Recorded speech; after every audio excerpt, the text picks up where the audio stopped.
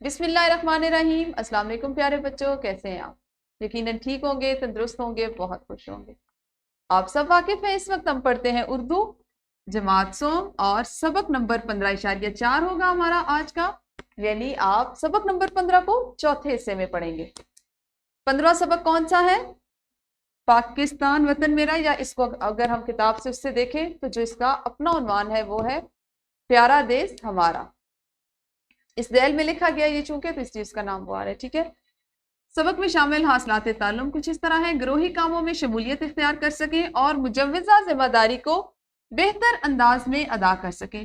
یعنی آپ گروہ کی صورت میں جب کام کرتے ہیں اور اس میں آپ کو جو ذمہ داری دی جاتی ہے تو خواہ آپ کو وہ پسند ہے یا نہیں، وہ آپ کے مزاج سے مطابقت رکھتی ہے یا نہیں، آپ کے لیے ضروری ہوتا ہے کہ آپ اس کو اسی طرح احسن طریقے سے سر انجام دیں۔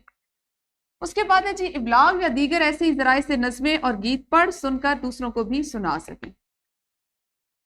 سبق کا اسلامی نقطہ نظر دیکھتے ہیں۔ حضرت محمد صلی اللہ علیہ وآلہ وسلم نے فرمایا: اے اللہ، ابراہیم علیہ السلام تیرے بندے، تیرے خلیل اور تیرے نبی تھے، اور میں بھی تیرا بندہ اور تیرا نبی ہوں۔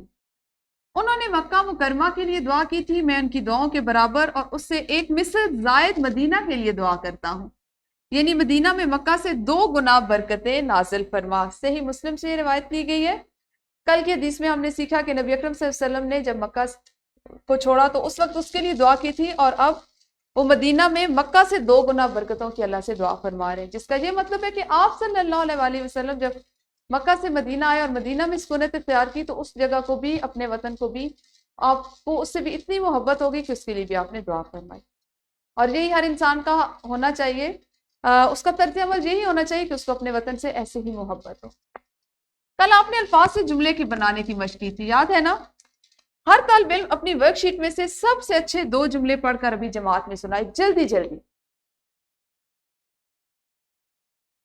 آپ سب نے 2 جملے جو آپ کو لگتا ہے آپ نے بہت اچھے بنائے وہ سنائے ہیں، شاباش۔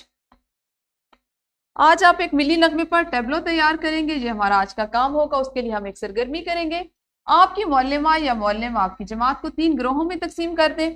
ہر گروہ کو ایک ایک ملی نغمہ منتخب کر کے دیا جائے گا۔ ہر گروہ اپنے ملی نغمے پر ٹیبلو تیار کرے، اور اس مقصد کے لیے انٹرنیٹ سے بھی مدد حاصل کی جا سکتی ہے۔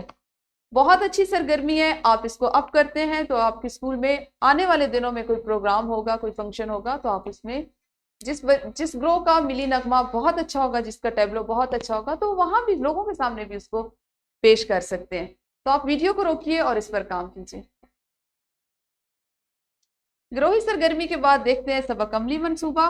آزاد کشمیر کے مشہور علاقوں، روایتی لباس اور مشہور علاقوں کا چارٹ بنائیں۔ جماعت میں اساتذہ کو دکھانے کے بعد اس کو اپنے کمرے میں آویزہ کریں، یعنی گھر کے کمرے میں۔ تو یہ عملی منصوبہ وہ ہے جس کو آپ آنے والے 2 سے 3 دنوں میں مکمل کریں گے، اور ہمیشہ کی طرح آپ کمپیوٹر شیٹ پہ کر لیں یا چارٹ کو لے کر چارٹ پیپر کو اس کو کاٹ لیں۔ ہمارا آج یہ سبق مکمل ہوا۔ کل انشاءاللہ اگلے سبق کے ساتھ پھر ملیں گے۔ اس وقت تک آپ سب اپنا خیال رکھیے۔ اللہ حافظ، شکریہ۔